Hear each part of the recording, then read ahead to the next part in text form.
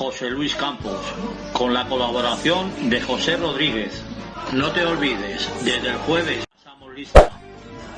Que Dios reparta suerte. Bueno, pues cuando son las 11:21, rápidamente nos vamos a hablar con Julián Maestro. Maestro, muy buenas noches. Buenas noches. ¿Qué tal está? Pues bien, gracias. Otros días a estas horas ya llevo una hora durmiendo, pero bueno, ya mereció la pena la espera. Perdóneme. Nada, llámame de tu, no hay ningún problema. Vale, el llamarse de apellido Maestro en esto del mundo del toro le puede generar un problema, porque claro, normalmente a los maestros se le llama maestro, entonces usted pensaría muchas veces que le estarían llamando a usted. No, yo sinceramente en el tono de voz, perdona por el perrillo que se pone nervioso. No te preocupes. En el tono de voz yo sé cuando me dicen maestro de apellido, sí, y cuando me dicen maestro por el respeto que me tienen, claro, en la profesión. Qué bueno, yo le quiero decir maestro por respeto, ¿eh? Muchas gracias. Sí, en el tono de voz sí lo distingo. Yo sé cuando me dicen maestro en tono de apellido y cuando me lo dicen a lo mejor pues por los años de profesión. Pero vamos, que no porque te digan maestro, hay personas que te dicen Julián, sí, y sientes el mismo respeto que si te dicen maestro. Sí, algunos que a lo mejor te dicen maestro y te clavan luego el puñal por la espalda, ¿no? Sí. Bueno, esto del toro hay de todo. En esto del toro está lo mejor y lo peor de cada casa. Eso es lo bonito también que tiene este misterio de esta profesión. ¿Se ha cambiado mucho el toreo desde que usted estaba en activo ahora? Muchísimo, ¿sí? Muchísimo. ¿A mejor o a peor? Pues en algunos aspectos para peor y en otros aspectos para algo mejor. Por ejemplo, ahora es más fácil para el chaval que quiere ser torero, pues con la iniciativa que hubo en aquellos años, cuando yo empezaba a querer ser torero de las escuelas taurinas, ¿sí? Pues tienen un sitio donde aprender más rápidamente. Anteriormente las escuelas taurinas pues tenían que aprender en el duro aprendizaje de las capeas. Pero en otras cosas, pues yo creo que se ha perdido a lo mejor un poquito ese respeto, esa admiración que se tenía por los mayores. Ahora yo creo que en algunos aspectos pues se ha masificado esto, ¿no? Sí que es verdad. Yo, por ejemplo, muchas veces que entrevisto a muchachos que están en escuelas, me sorprende mucho el respeto a la hora de hablar. Yo no sé si a lo mejor el que pasa por la escuela tiene un tipo de respeto distinto al que no ha ido a la escuela y va a las capeas. No, yo creo que eso se lleva adentro. El respeto es algo que nace con la persona. Viene verdad que en esta profesión yo tuve la suerte de cuando me apunté a la escuela única que había en España, la Escuela Nacional de Tauromaquia, pues sí nos infundieron esos valores y ese respeto que haya que tener a las jerarquías y a los toreros mayores. Yo hoy en día, por ejemplo, veo que sí está un poco todo más masificado, ¿no? Antes, por ejemplo, todo el mundo intentamos ser toreros, luchar por ser toreros, y hoy en día, por ejemplo, también hay algunos que no intentan ser toreros y directamente se hacen banderilleros, cosa que yo siempre respeté, pero que nunca entendí, porque yo creo que lo bonito de cualquier profesión es empezar desde abajo, ¿no? Pues empezar siendo becerrista o novillero sin caballos y creciendo en la profesión, y cuando ya veías que habías agotado toda la nave, pues por estar a lo mejor en el mundo del toro, pues te hacías banderillero. Pero yo vuelvo a repetir que respeto a todo el que se pone ante el toro, pero me gustaba más la filosofía de antes, donde todo el mundo luchaba primero por ser torero. Claro, esto es como en el fútbol, ¿no? El árbitro y el juez de línea, ¿no? Hay gente que lucha por ser juez de línea, pero claro, es como que es segundón, ¿no? Pues sí. Es como intentarlo ser árbitro, y si no puedo, pues ser juez de línea. Pues esto en el toro es una cosa igual, ¿no? Claro, que no se quede en el empeño, ¿no? Es que luego ocurre también otra cosa, que cuando tú has intentado ser torero y te los has pasado por la faja y has cogido la muleta, pues tienes unos conocimientos mucho más amplios. Vuelvo a repetir que hay grandes subalternos, grandes banderilleros que nunca quisieron ser toreros, pero la mayoría, si analizamos las carreras del que se hace directamente banderillero, normalmente se hacen terceros. ¿Por qué? Pues porque a lo mejor no tienen ese conocimiento tan amplio de la lidia, el sentido del capotazo, el sentido, muchas cosas que te las da pues el haber intentado ser torero, hablar en torero, hablar con toreros mayores. Sí que es verdad todo eso. Maestro, sí que es verdad que muchas veces sí que hemos visto a lo mejor pues toreros que se han hecho banderilleros, que ponen banderillas y lo ponen totalmente de una manera artística, ¿no? Quizás es eso. Sí, pero de todas las maneras es que antes se valoraban otras cosas. Antes se valoraba mucho, sobre todo los matadores valoraban mucho la eficacia. Y sí, está bien que cuando un toro sale bueno, pues tú te luzcas porque sientes el toreo, pero eso de poner un par de banderillas bueno, al malo, al regular, hay que pensar que nosotros, el banderillero, bueno, yo primero fui novillero, luego matador último y tal, pero siempre hay que pensar en el matador. Ser breve, ¿no? Breve, rápido. Exacto, cuando un toro sale con dificultades, intenta de ser efectivo y breve, porque luego tu jefe de fila, si el matador se queda con la muleta, y si el toro es imposible o tiene unas dificultades insalvables, pues resulta que el que está lucido es el banderillero y el hombre importante, que es el de la muleta, pues queda como en un poco opaco, ¿no? En un segundo plano, ¿no? Sí que es verdad, sí que cuando dice esto, sí que es verdad. Mire, ya me están llegando mensajes, ¿eh? Sí que es verdad que cuando dice esto, hay algunos banderilleros que son muy de renombre, que luego a lo mejor sí que salen de la cuadrilla, quizás por eso, ¿no? Porque a lo mejor el matador de toros, es decir, van a verla a él y no van a verme a mí. Claro, no, hombre, el buen aficionado va a ver el conjunto de la lidia en general, va a ver a un buen picador, pero es que luego también se confunde a veces la naturalidad con andares robotizados, andares forzados. O sea, hay banderilleros que juegan banderillero, pues a mí no me gusta como banderillero a lo mejor ese hombre, porque lo ves muy forzado, y el toreo es naturalidad. Qué bueno. Usted intentó, o llegó a ser matador de toros, ¿no? Sí. Bueno, fue un poco atípico, porque yo primero estuve muchos años de novillero, y un día en Madrid nos rodaron las cosas, me corté la coleta y estuve un mes perdido, y casualmente un día iba por la casa de campo y me encontré con un banderillero ya retirado, madrileñito, y el hombre, pues yo le comenté que no sabía qué hacer, que me había cortado la coleta en Madrid de rabia porque no habían salido las cosas como yo pensaba y tal, y el hombre pues me habló muy claro, dice, pues mira, eres joven, tienes nombre, ahora mismo de novillero estás un poco ya demasiado visto. Yo que tú me hacías banderillero, que puedes ser muy feliz, vas a ganar dinero, vas a vivir de la profesión y te vas a seguir sintiendo torero. Y el hombre me habló tan claro y tan bonito que bueno, pues me llegó al alma y me hice banderillero. A los 15 o 20 días me hice banderillero. Y creo que acerté porque ese mismo año ya toreé 46 festejos. Madre mía. Me hice banderillero en junio y acabé toreando 46. Claro, esto, a ver, para que la gente lo entienda, yo no soy torero, ¿no? Pero yo, por ejemplo, edito vídeos, ¿no? Entonces, cuando yo grabo, intento ya en la grabación intentar editar el vídeo en mi cabeza. Claro, cuando uno ha sido matador de toros, intenta hacer lo que él quiere que le hicieran a él cuando era matador de toros.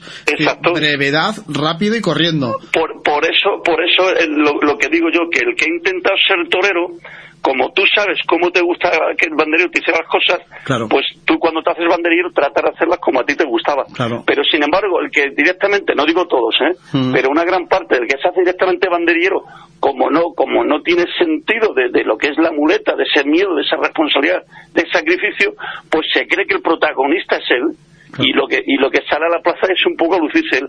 Y entonces esos toreros en otras épocas estaban mal, o sea, lo que le gustaba al matador era eficacia, ver el toro en el capote, ver hasta dónde se desplazaba, ver las reacciones del animal, le gustaba verte defender sus derechos en un sorteo. Es que la profesión de banderillero abarca muchas cosas, no es solo tu labor en la plaza. Qué curioso, de verdad, maestro, de verdad. ¿Cómo aprendemos cada día más de esto? Qué bonito es hablar con la gente y sobre todo con gente que ha tenido un largo recorrido en esto. Es impresionante. Claro, por eso son 40 y tantas luego corridas que ni se lo imaginaba, ¿no? Es decir, hostia. No, yo no lo pensaba. Además eran otras épocas. Es que antes había muchos toros y se toreaba un año malo, mínimo 45 o 50 festejos los toreabas.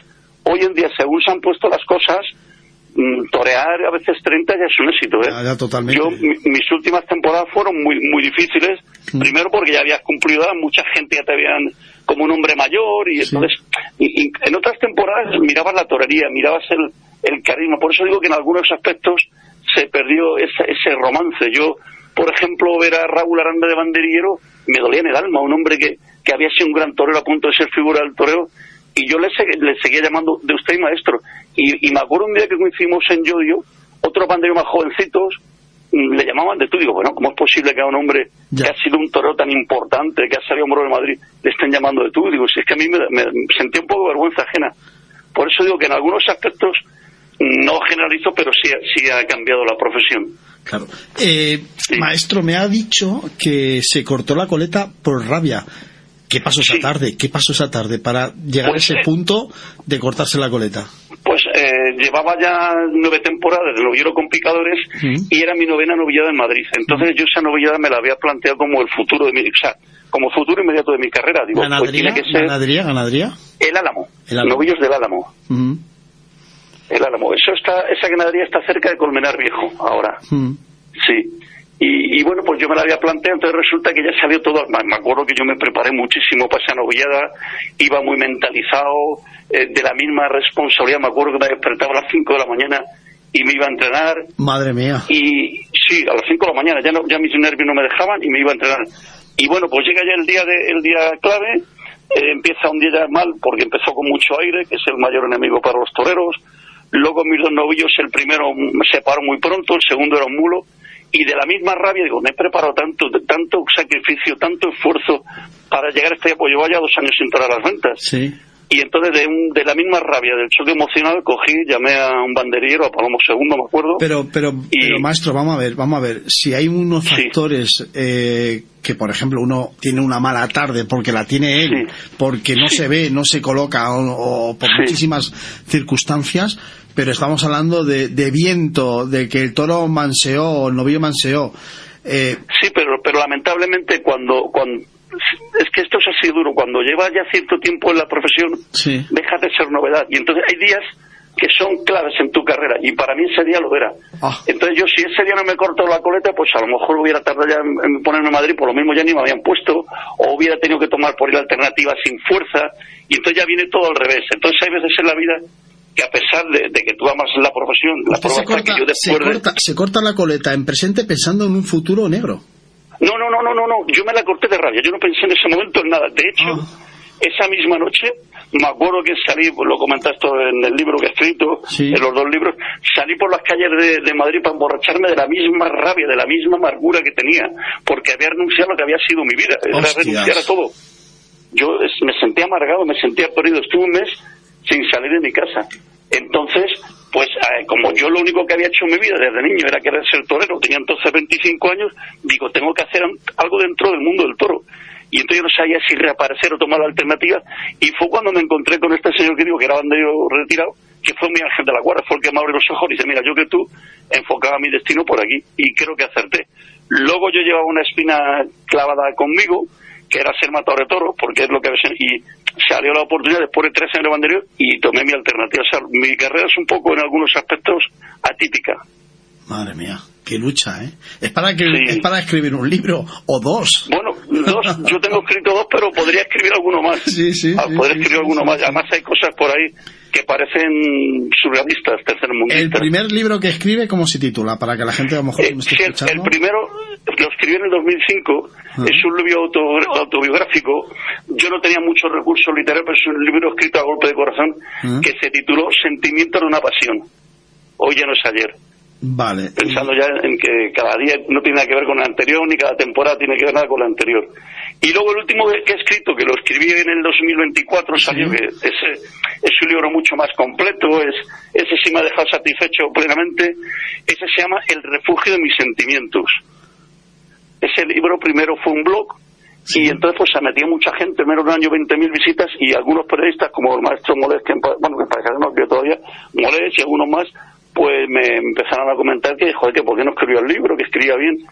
Y total, que animado por varios periodistas y algunos amigos, pues me decidí a escribir el libro, que tiene muchos capítulos de ese blog y algunos inéditos que yo escribí después. Lo bonito es el título, ¿eh? El refugio de mis sentimientos. Porque yo me refugiaba ahí en el blog, ahí me refugiaba, porque yo me despertaba a lo mejor a las 3 de la mañana, a las 5 de la mañana, cogía papel, boli y escribía. Y me ponía a escribir, sí. Y lo sigo haciendo, pero ahora escribo otras cosas, pero sí lo sigo haciendo cuando creo que la inspiración cuando te viene tienes que aprovecharla y escribir. Eso dicen los que crean canciones, una cosa parecida, que le viene a la cabeza y automáticamente tiene que escribir. Sí, porque es que si ya lo dejas para el día siguiente no te va a salir igual. A mí me ha pasado alguna vez de dejarlo, digo, bueno, pues ya mañana, y ya al día siguiente o te arrepientes o no lo escribes, o la idea tan bonita que tenías el día antes ya no la misma. Yo siempre escribía, que daba la casualidad que siempre escribía en madrugadas, muy pocas veces escribía por el día. Y además por la noche se escribe distinto, el silencio de la noche tiene una magia. Bueno, a mí me gustaba. Llega un momento que a lo mejor uno se va a acostar pensando que se tiene que levantar a las 5 de la mañana a ver con una idea nueva, ¿no? ¿O no? No, eso surge, ¿eh? Eso surge, o sea, yo no me acostaba pensando que a las 5 de la mañana, no. Que la mayoría de las veces, para que la gente no se entienda, usted se acuesta y se levanta temprano, o digo, se levanta tarde, pero sí, porque todo el mundo, como normal, ¿no? Es decir, sí, lo que pasa es que hay a veces que por H o por P, durante la noche se levanta a las 5 de la mañana. Sí, y le sale eso. Y entonces el corazón me pedía escribir, y digo, pues hoy voy a escribir sobre este sentimiento, hoy voy a escribir sobre esta cosa, porque a todo el mundo no le puedes contar tus cosas, al papel te aguanta todo. Entonces yo me desahogaba en el papel. De hecho, cuando yo le comenté a mi esposa, que en paz descanse, que falleció hace 2 años, que iba a escribir un nuevo libro, dice, no escriba ningún nuevo libro, en todo caso escribe un capítulo nuevo. Dice, el libro es lo que tienes aquí escrito en este blog, que es muy bonito todo lo que tienes escrito. Y de ahí salió el libro. Vaya. Siento lo de su esposa, de verdad, ¿eh? Muchas gracias. Además, de una manera muy dura, muy traumática. Tenía depresión mayor y la pobrecita pues decidió poner fin a su vida. Muy duro. Me imagino que la escribirá por la noche, me imagino que... Sí, la tengo escrita, cosas muy bonitas. Yo he escrito a mi esposa llorando, ¿eh? Dios. Yo he escrito cosas de ella llorando, y bueno, ya va a hacer 2 años en julio, y todavía a lo mejor en alguna canción la recuerdo, o voy paseando por alguna calle, y ahí se te parte el alma, y te lloras. Dios, en una de esas de las 5 de la mañana, ¿le llega a pedir explicaciones? Sí, yo ha habido veces que digo, ¿y por qué esto? ¿Y por qué estas cosas me pasan a mí?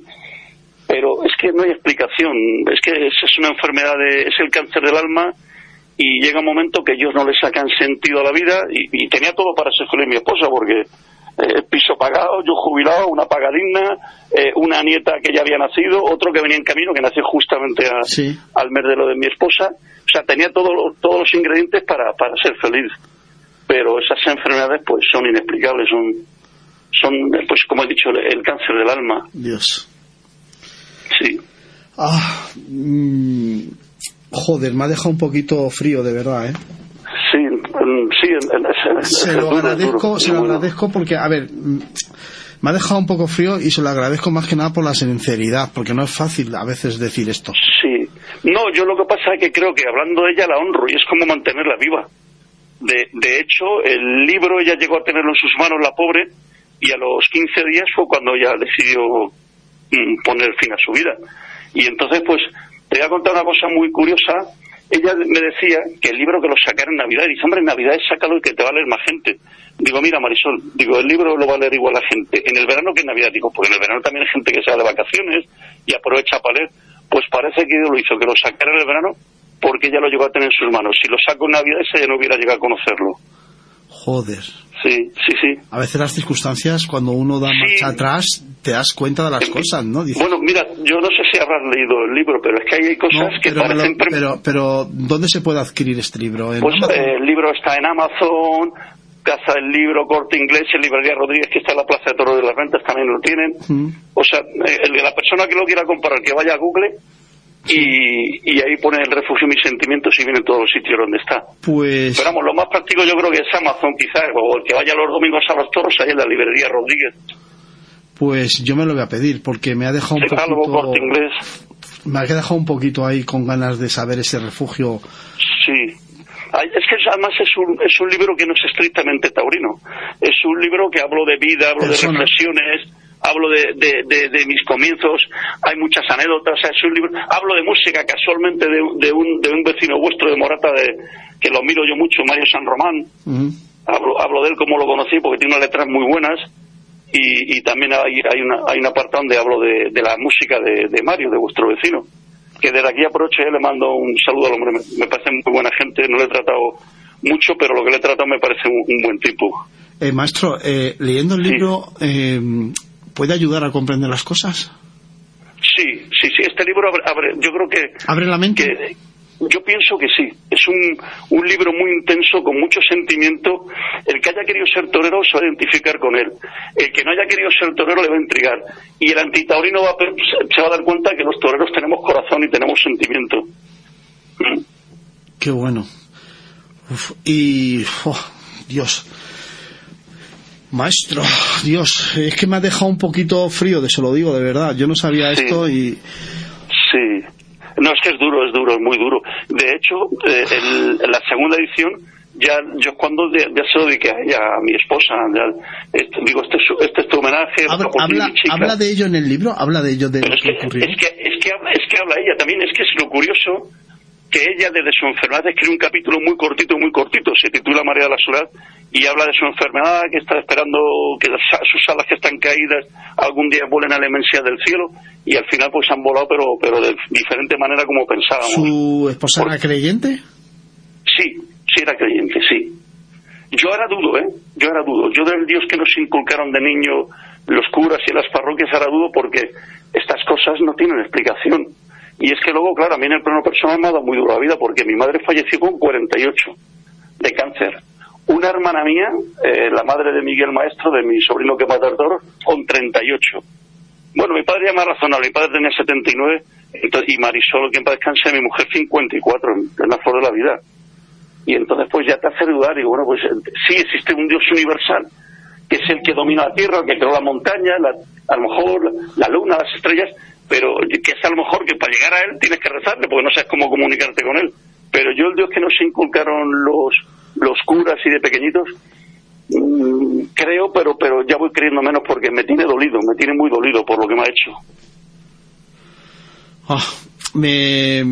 Desde Morata de Tajuña me han escrito: un abrazo enorme para Julián, el príncipe del toreo rubio, y mucha salud para disfrutar de sus hijos y nietos. Un abrazo de torero con mayúsculas. Muchas gracias. Será, me imagino que Javier Roldán, a lo mejor, ¿no? Sí. Buena persona. Lo conocí cuando estuvo a la escuela de Madrid también. Lo de la escuela también, a su hija también la conozco. Sí, lo de la escuela de Madrid llega un momento que es como la mili. ¿Te acuerdas ya de todos? ¿O hacéis un seguimiento? Sí, de cierto, sí. Yo, por ejemplo, de los de mi época me acuerdo de casi todos. Hombre, algunos se me escapará, pero me acuerdo de casi todos. Y luego pasa una cosa, que a medida que vas cumpliendo años, te acuerdas más de lo de antes que de lo demás presente, de las cosas más presentes. ¿Te acuerdas de los recuerdos buenos y de los malos? De los buenos, sí, hombre, y de los malos y de los sufrimientos, de todo. Yo cuento una anécdota muy graciosa de una vez que me fui con un amigo a Salamanca, y para extender más el dinero hacíamos tentaderos de invitado y algunos de tapia. Sí. Y para extender más el dinero, pues en vez de irnos a pensiones o hoteles, dormíamos en un coche, nuestras mantas eran los capotes y las muletas, y un día estábamos durmiendo ahí en un escampado, con un 127 que tenía yo, con los asientos reclinables. Hostia, 127. Y en plena luna, un burro empieza con el casco a golpear al coche imaginario animal, el capó del coche. Nosotros que pensamos que nos iban a atracar, nos incorporamos instintivamente así, ¡bum! Y el animal se asustó, pegó 3 o 4 veces corriendo, y menos mal que ninguna alcanzó el faro, pero el capó lo dejó un poco hundido. Sí.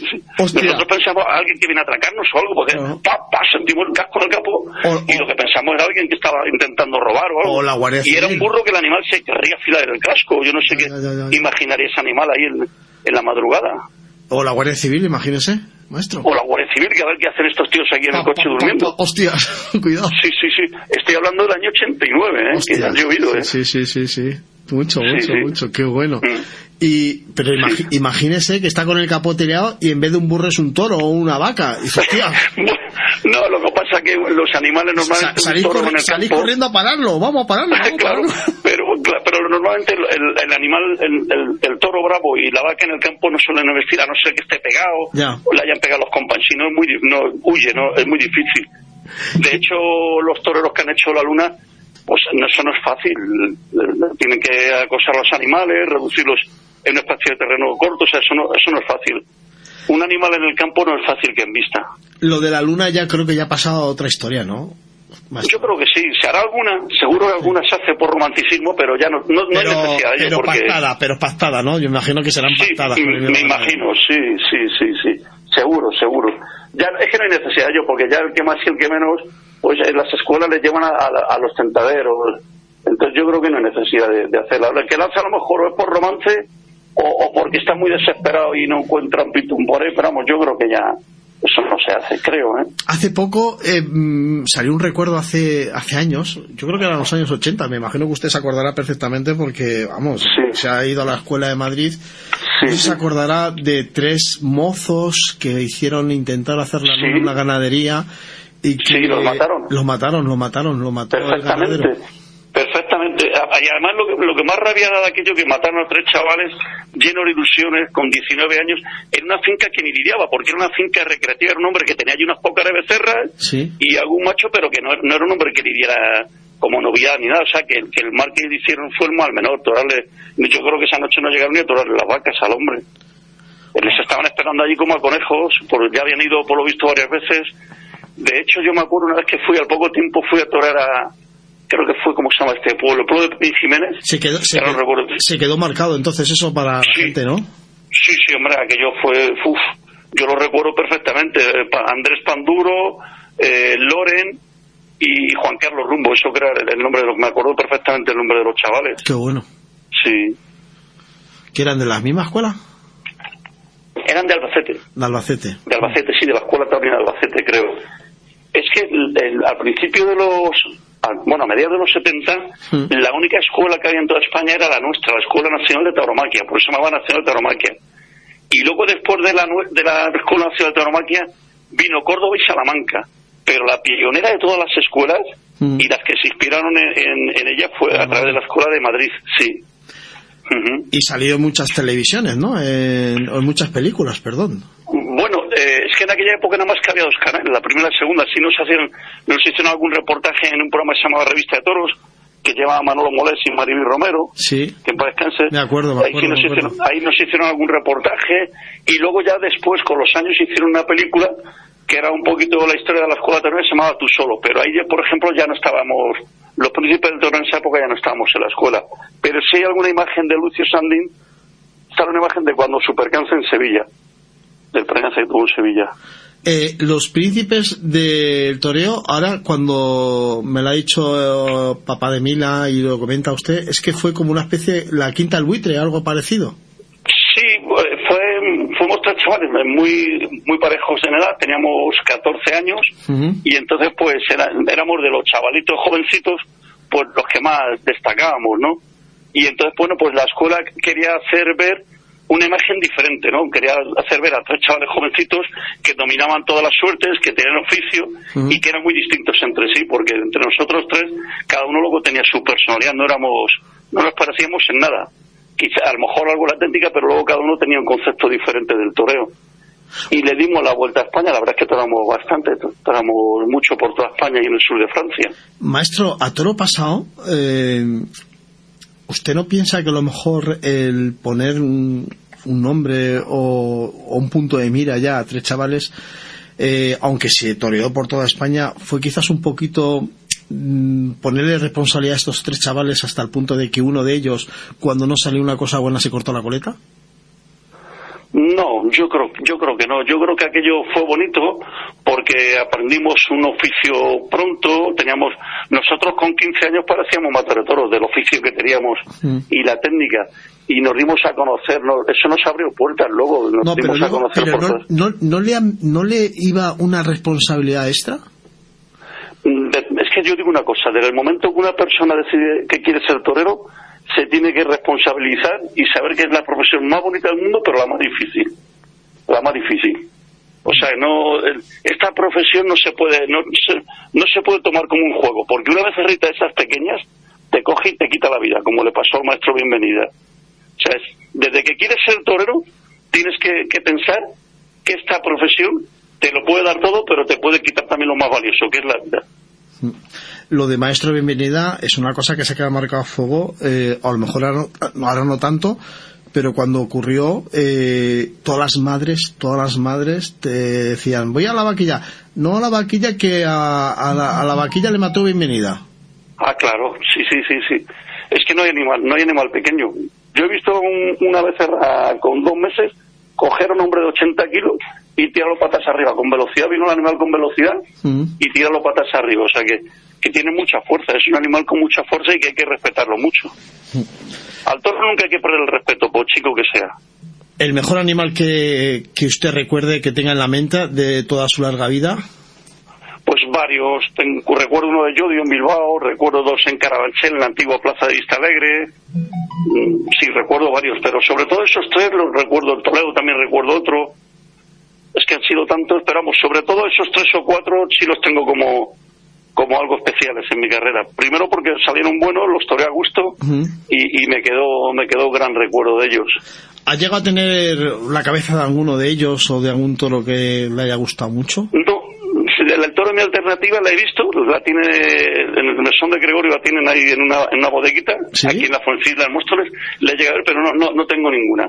Sí conservo mi último vestido toral, conservo mi primer capote de paseo con el que debuté de luces, o sea que algunos capotes tengo, una muleta, pero de la mayoría de las cosas pues me deshice en su momento, a veces porque económicamente me hacía falta y otras veces porque te crees que siempre vas a ser eterno y que vas a tener muchas cosas de todo. Maestro, me imagino que esa cabeza de toro tiene una chapita, ¿no? O una placa, ¿no? Sí, lo pone, sí. Yo la vine a conocer por la alternativa del 2002 y la conocí este invierno, un día que me invitaron unos amigos allá a comer y tal, y digo, y ya el dueño mira, que vas a conocer al toro de tu alternativa. Pero escuche, los amigos sabían que estaba el toro ese ahí. No, el propietario que me llevó, yo sí lo sabía porque en su día me lo dijo. Me lo dijo el propietario del restaurante y dice, me he quedado con la cabeza del toro de tu alternativa. Y yo no había ido por allá a verla. Y este invierno casualmente, pues, pasando un día por ahí que me invitaron a comer, digo, pues venga, ya el hombre me dice, venga, ¿quieres conocerle? Digo, sí, vamos a conocer la cabeza. Y allí estaba. ¿Y vienen recuerdos? ¿Perdón? Que si vienen recuerdos, una vez que ve la cabeza ahí, ¿se acuerda de la tarde? Sí, me acuerdo. De todo, de la salida del toro, todo, me acuerdo de todo, del nombre, que se llamaba Chinchonero, que pesó 475 kilos, que era negro listón, que fue el 5 de mayo del 2002, y me acuerdo de todo ese día. Y tengo vídeos, que luego soy un desastre, los pierdo, pero tengo un amigo que me tiene vídeos de ese día, de la alternativa. Qué bueno. Y luego, una vez que cambió al de plata, sí, en algún momento ha pasado, porque mira, me están preguntando, bueno, espere, que se lo voy a decir, le iba a decir que sí pasó miedo, pero espera, es que me acaban de llegar un mensaje, espere que abra el móvil, y me preguntan si el miedo existe en los toreros. Me imagino que sí, ¿no? Siempre, es tu fiel compañero. Siempre, yo he pasado miedo hasta los tentaderos, hombre, es menos responsabilidad, pero siempre tienes miedo en los tentaderos porque quieres hacer bien las cosas para el ganadero y para que a ti te sirvan. En la plaza porque quieres triunfar. O sea, el miedo siempre es tu fiel compañero. Yo siempre he pasado miedo, Maestro, unas veces más, otras veces menos, pero el miedo siempre. ¿Y qué tiene esto?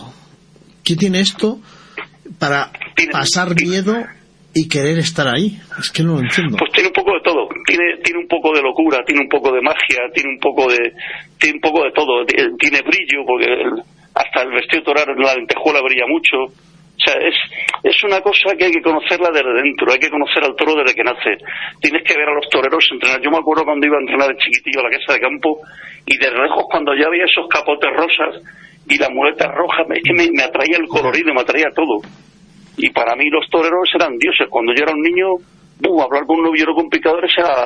llegaba a casa y decía, hoy he hablado con Vicente Monte, hoy he hablado con Sánchez Linares. Para mí eso era hablar casi con Dios. Sí que no sé si está dándose cuenta que con tanta ganas de querer prohibir esto, parece que estamos un poquito otra vez renaciendo, ¿no? Parece. Hombre, claro, está yendo muchísima gente joven a los toros. Esperemos que no sea una moda temporal, que se queden, muchos se quedarán seguro. Muchos se quedan. Algunos van a lo mejor por el morbo de que luego ponen que si cénate las ventas en el verano o la discoteca y tal, pero ya van a los toros y muchos se quedan. Es como en la época de Manolo Chopera, que me acuerdo con una racha que sacaba luego becerras después de las novilladas, echaba vacas para la gente. Bueno, pues muchos iban por la vaca, por presumir ante la novia, otros por esa, pero ya de momento se tragaba la novillada y muchos se quedaron como aficionados. Me han puesto aquí una cosa que no sé, que... que empieza en un frío invierno del 73. Claro, cuando empecé yo a querer ser torero en el 73. Sí, esa es la contraportada, la sinopsis del libro. Se lo están leyendo. Sí, seguro, claro, seguro, sí. Alguien se lo está leyendo, ¿eh? Esta historia empieza en frío invierno del año 1973, sí. Te hemos pillado. La sinopsis, sí. Qué bueno. Ahí cuando ya decide un momento de decir, quiero ser torero.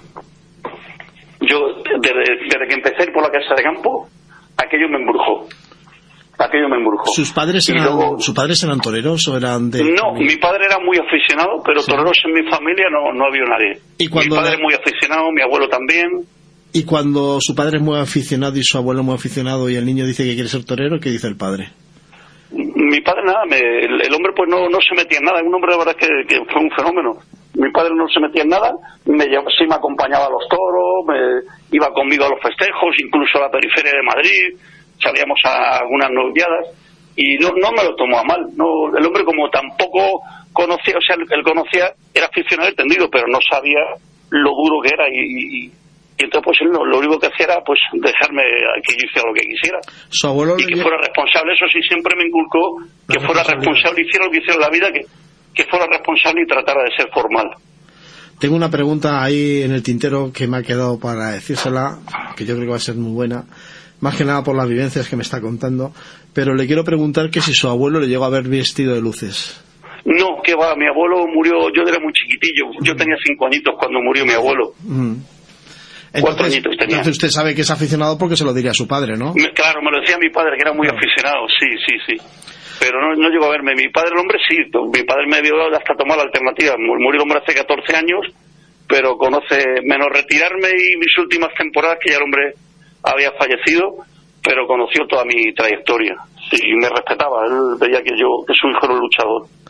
Pues ahí viene la pregunta, porque después de lo que me ha contado, me la he apuntado, digo, se la tengo que contar aquí al maestro, a ver qué me dice. Porque después de la narración de que se cortó la coleta por responsabilidad, ¿qué le parece el corte o no corte del maestro Morante? Pues yo lo que creo que tenía que haber esperado un poquito más a reaparecer. Es un torero que admiro, para mí es quizá el torero que mejor he visto torear en mi vida, lo admiro al máximo, pero creo que tenía que haber esperado un poquito. Pero también entiendo una cosa, que esa enfermedad, a lo mejor el hombre en ese momento se cortó la coleta porque le salió del alma, y luego a lo mejor pasaron 3 o 4 meses y la gente a lo mejor que tenía cercana, joder maestro, ¿y qué vas a hacer tú si eres el mejor, si el torero te necesita? Y a lo mejor la han calentado un poquito y el que lo lleva muy dentro pues no ha aguantado. Es la segunda persona que me habla de enfermedad de Morante. Sí. Quizás es una terapia torear. Hombre, claro, pues seguro que sí, que a lo mejor incluso como terapia le viene bien, porque si no le daría a lo mejor muchas vueltas a la cabeza, y esto pues te sirve para hacer ejercicio, ir a tentaderos. Yo creo que es una gran terapia. Tener la mente ocupada.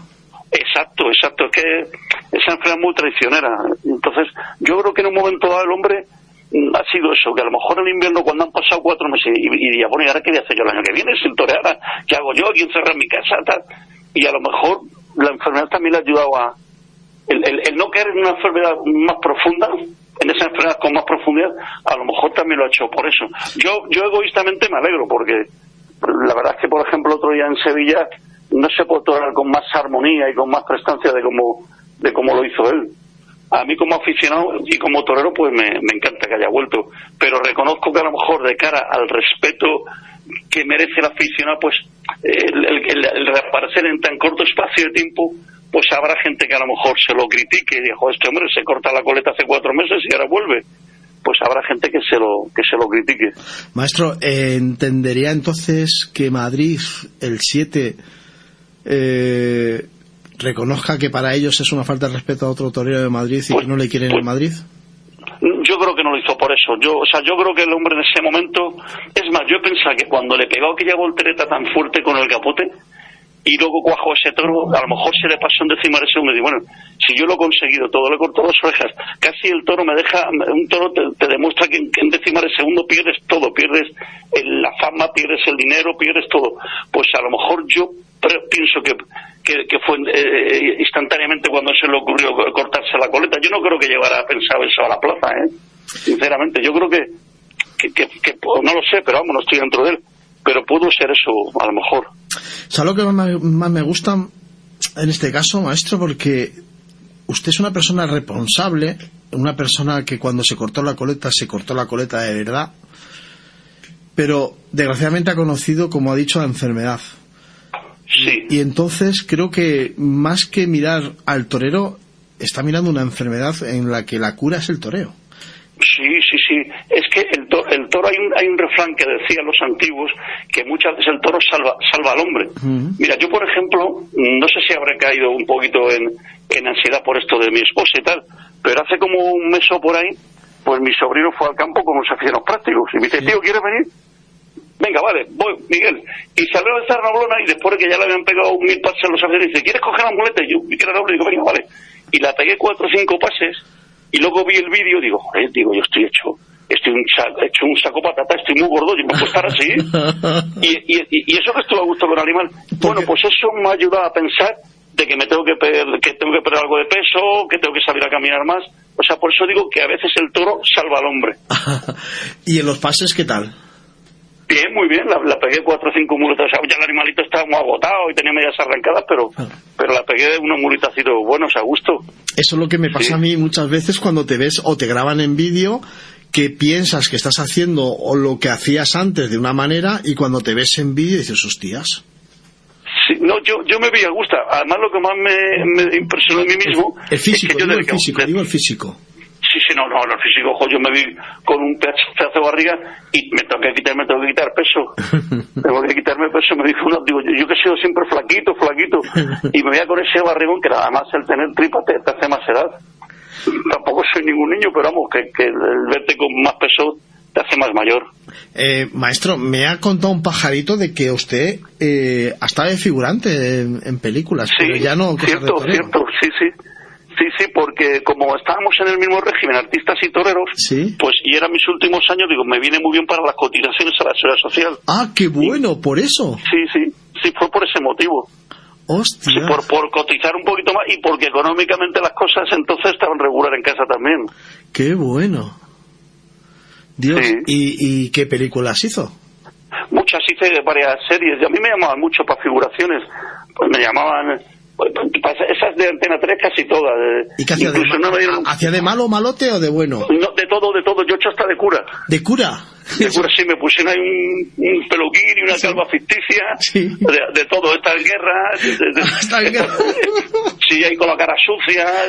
He hecho un poco de todo. Figurante por lo que te mandan a hacer. ¿La más conocida? Pues la más conocida, a ver si me acuerdo, porque de memoria tendría que mirar ahí, es que está en muchos sitios.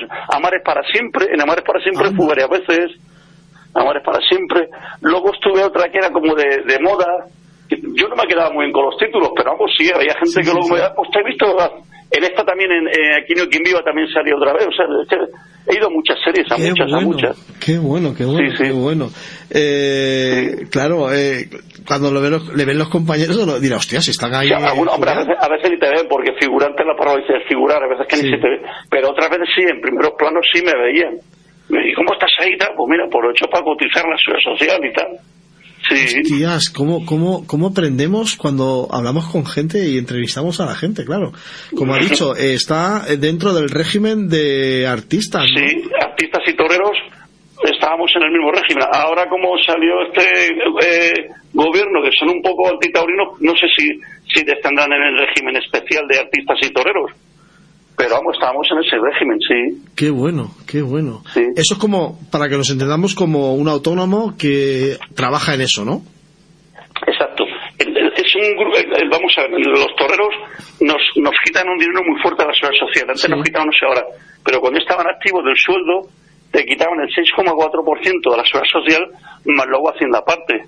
Entonces, es un régimen especial. O sea, nosotros, la cotización nuestra de un día equivale a 6 o 8 días de un trabajador normal, porque son cotizaciones mucho más altas. Pero, por ejemplo, ¿hay diferencia cuando se actúa de torero a cuando se actúa de figurante?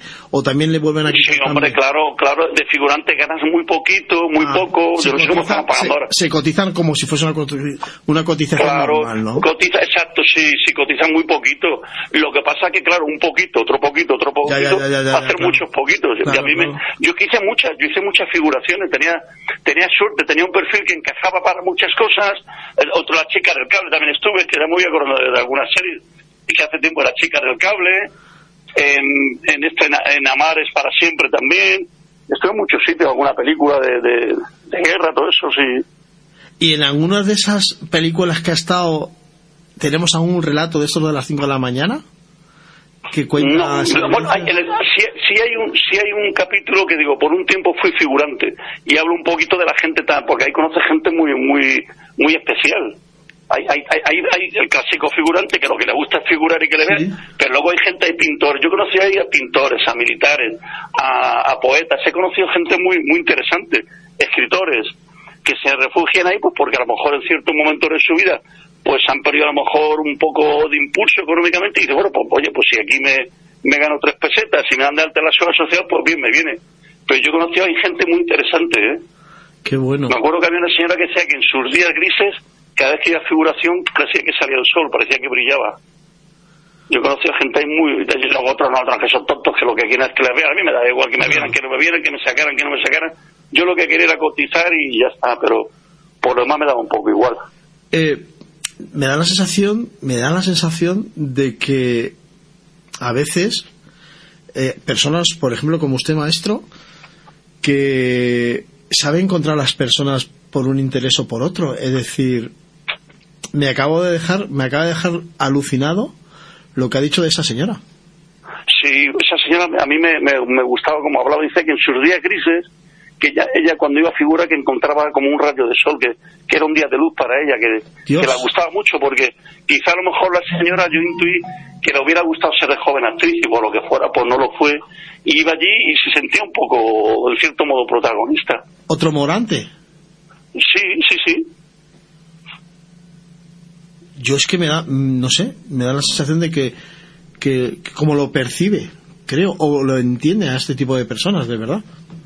Sí, yo sinceramente creo que no es que se la encuentre o se ponen en su camino, pero puede ser.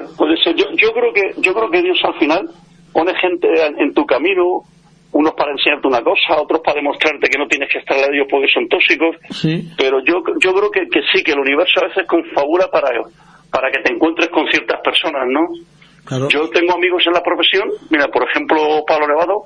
Fuimos a torear los principales del toro a su pueblo en el año 79, Valencia de Alcántara, y nació una amistad sincera y pura, y todavía dura hasta ahora. O sea, bueno. Estos amigos muy buenos de verdad, que cuando los han necesitado económicamente han estado ahí, cuando los han necesitado para un favor de cualquier tipo o apoyo moral, han estado. O sea, el mundo del toro lo que tiene que el miedo une mucho a las personas. Maestro, en este mundo en el que nos toca vivir, a veces encontrar a alguien o una persona que te escuche es muy importante, ¿no? ¿A usted le llaman para hablar? No, es que eso es todo esto del toro, una vez que tú cuelgas el vestido de torear. No, pero no digo lo que sea solamente el toreo, sino, por ejemplo, imagino esa mujer entablar una conversación o otra persona. ¿Qué han visto? Me imagino que habrán visto en usted algo para poder expresarse de esa manera. Cuando coincidía, por ejemplo, en figuración con gente así. Pues bueno, algo de confianza le tiene que dar usted, o de paz. Sí, claro. Te pones a hablar con ellos, y surge la química, como puede surgir una amistad. Es que a veces surgen las cosas. Mira, ahora, por ejemplo, yo seguí un programa que se llama Territorio Necrópolis, ¿sí? Que va un poco bueno, pues resulta que ese muchacho que hace ese programa es un admirador de los príncipes del toro. Yo no lo sabía, me lo dijo el otro día por internet. Hostia. O ya no se moró los teléfonos para conocerlos. Yo creo que a veces es lo que digo, el universo confabula para que te conozcas. Digo, pues si yo admiro tus programas y tal. Joder, pues yo tenía 10 años y yo voy a torar a los príncipes del toro. Digo, joder, y digo, pero ahí te mandaron un porrón de fotos. Y le mandé por internet, mandé 40 fotos. Hostia. A ver si nos conocemos y tal. Sí. Ay, qué bueno, de verdad, qué cosa tiene esto, de verdad, el mundo, qué pequeño es. Sí, ya lo creo, sí. Joder, maestro, perdóneme, pero es que... Lo mismo además, yo no sé, pero a lo mejor está escuchando el programa, porque me dijo el hombre que a lo mejor escuchaba el programa. No sé si habrá aguantado hasta tan tarde, pero lo mismo lo está escuchando. Luego se lo puede bajar en podcast, ¿eh? Luego se lo puede bajar en podcast. Luego yo se lo mando por si se lo quiere mandar. Sí, pues muchas gracias. Sí, hombre, además me gusta repasar los posibles fallos que haya tenido la entrevista, porque yo le doy la misma importancia a Radio Morata que al mejor de las emisoras de España. O sea, a mí me da igual. Yo siempre hay alguien que te escucha, y quien menos te piensas tú te escucha. O sea, esto es una caña que eches al río y te puede pescar cualquier tipo de pez. O sea, esto es una lo bueno de esto es que creo que es una conversación abierta al público. Totalmente. Y sobre todo la verdad. Yo me pongo a hablar y no me imagino que imagino que estoy hablando con un amigo, con una persona que me está abriendo su amistad, y yo pues me sincero. Claro. Y la confianza y con el trato que percibes que te están tratando, pues tú también te abres, te sientes cómodo. Claro, mire, ya me están saltando mensajes otra vez. A ver, aquí. Sí. Ole, me encanta. Mila, la niñita que usted la habrá conocido de niña. Sí, yo la conocí allí en Morata, era jovencita, hace un montón de años, sí. Y fui a torar allí de banderillero hace más de 20. Y la conocí, que el padre la llevó allí al patio cuadrilla, ahora por lo menos 15 o 20 años que la conocí a Mila, sí.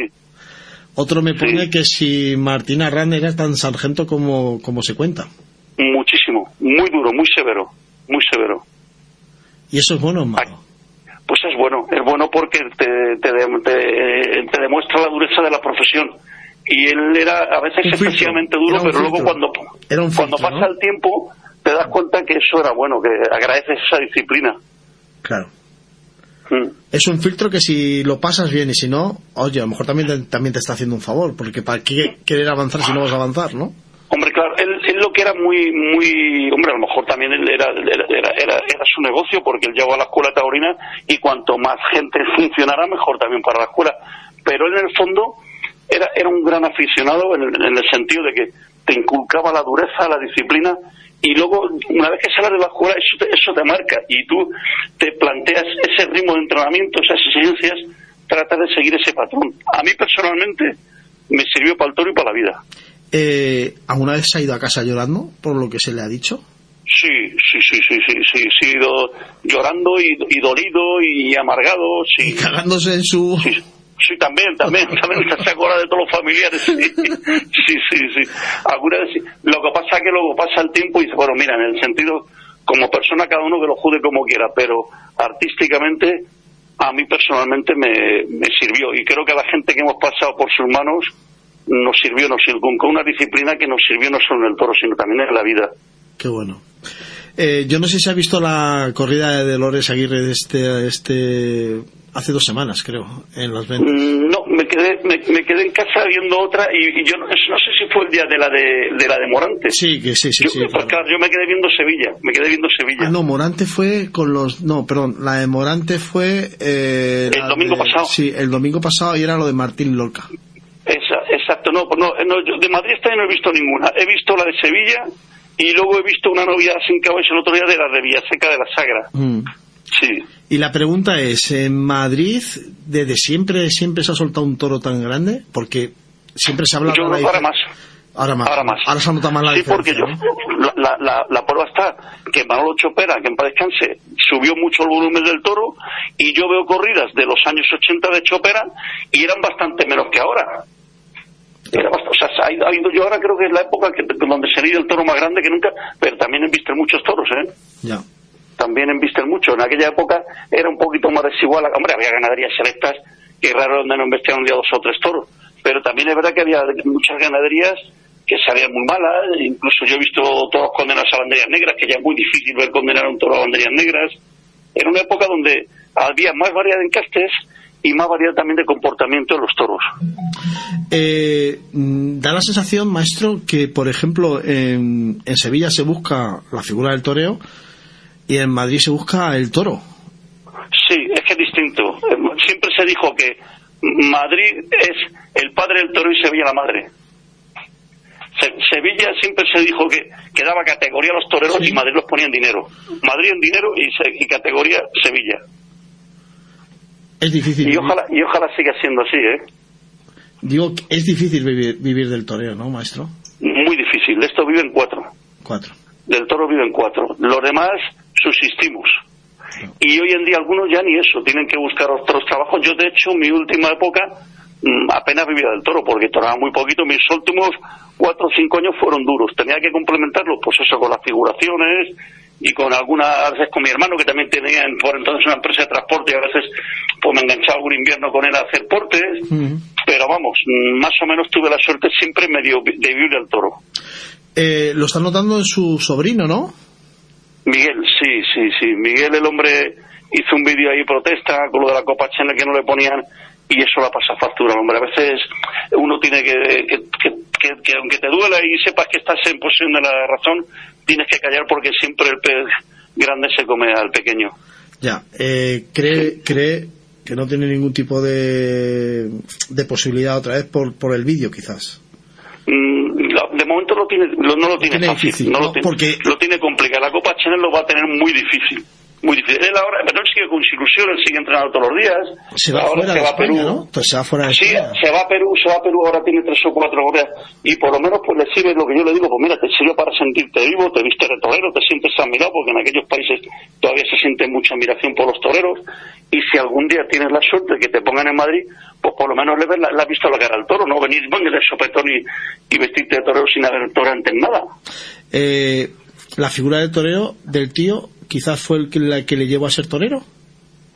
Sí, yo creo que sí. Yo creo que se nace un poco, porque yo tengo más sobrinos varones, y el único que le dio por ser toro es a él, pero yo creo que es que de chiquitillo subía a casa, veía los vestidos, él tenía mucha curiosidad, veía los vestidos de torear, y luego ya, tío, regálame un capote, y yo sé que el día que le regalé el primer capote, digo, ya he puesto la primera piedra para que este sea toro, y así fue.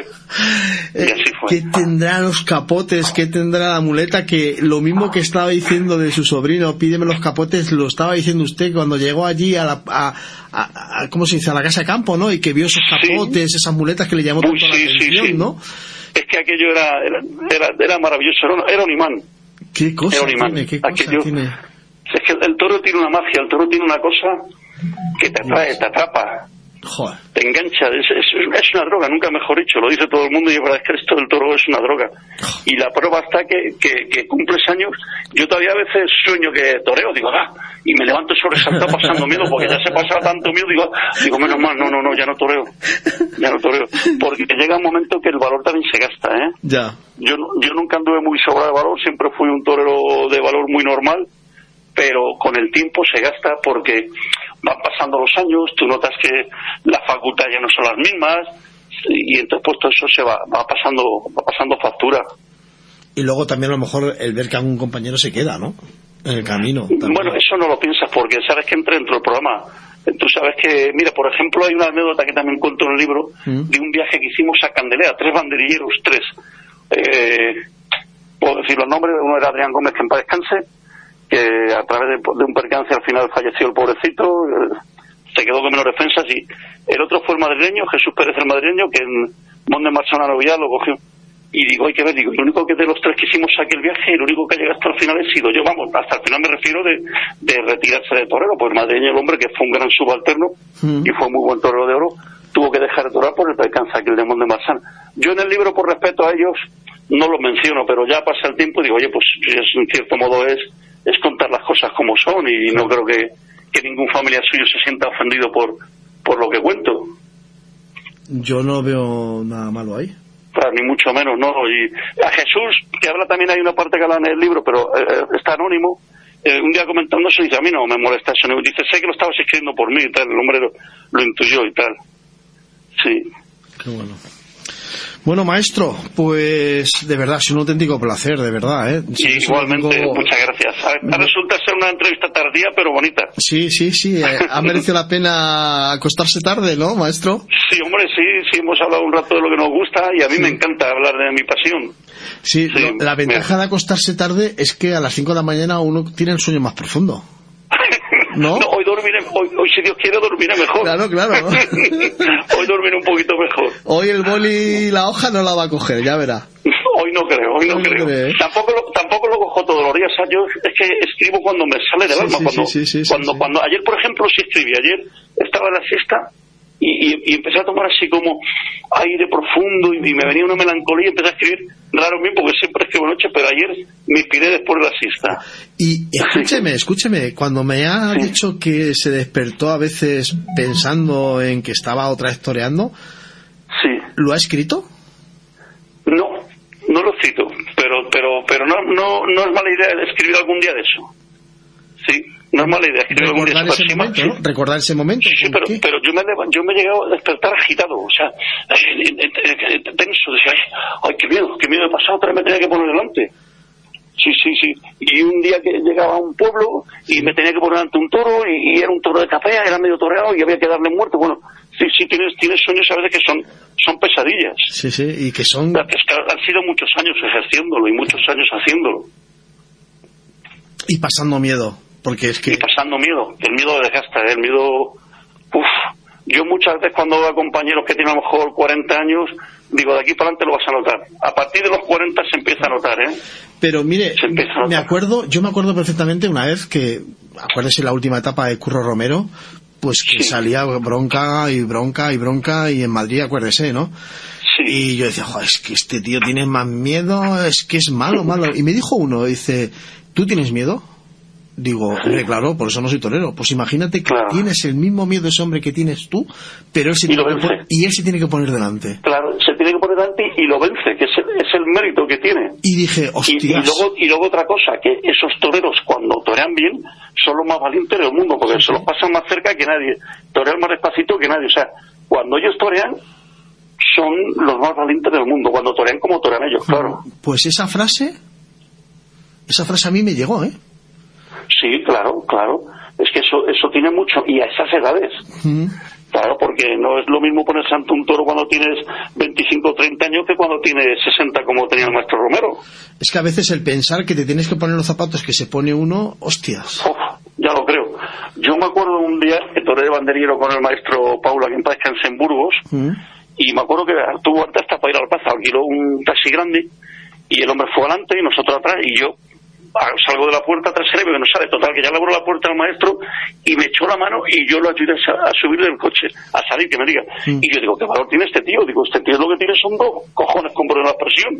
Digo, porque sí, son dos toros peleados, pero son dos toros de los que se tienen que poner adelante. Claro. O sea, que lo que tenía, y un hombre merma de facultades y ponerse con esa quietud a veces y componiendo, digo, esto tienen un valor exorbitado. Claro. Porque no son insensatos, que ellos saben que las facultades no las tienen en su mejor momento. Ellos saben que el toro si el toro le quiere coger, le va a tener fijo.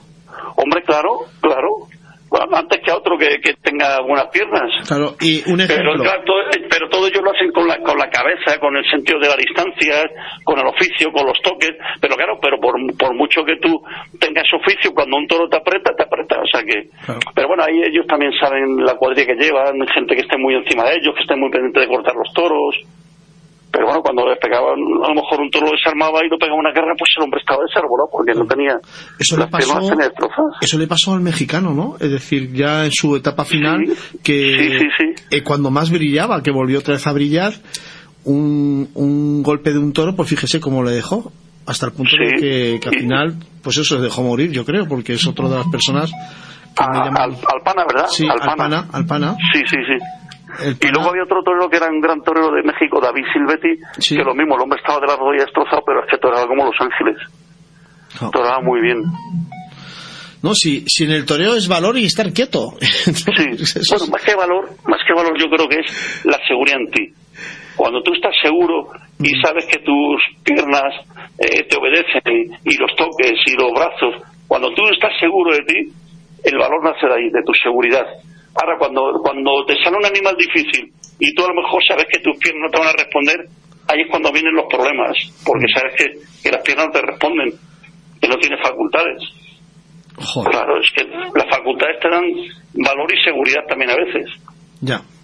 Pero sobre todo lo que te da el valor es la cabeza, la inteligencia, el saberte colocar, porque Antoñete, que en paz descanse, no era un toro de unas facultades exquisitas. Sin embargo, el hombre, pues, ¿no? con su conocimiento y su técnica y su oficio, pues solventaba la mayor parte de las lidias. Maestro, que son las 12:25, ¿eh? Muy bien, pues muchas gracias, encantado de estar con vosotros. Dios mío, por favor. Tenía ganas de dejarle el último por esto, se lo digo de verdad, ¿eh? Sí, pues muchas gracias. Y me queda corto, ¿eh? Me quedo con ganas, porque si el que rebobine esto para atrás, hace 15 minutos le estaba despidiendo. Es verdad. Bueno, pues eso hace que ha habido interés, ¿no? Sí, total. Que ha habido motivación. Qué fuerte. Pues un abrazo muy grande y muchas gracias. Espero que el programa siga creciendo y que cada día tenga más oyentes. Con gente como usted seguro, maestro. Muchas gracias. Y sabe que se lo digo maestro no por el apellido.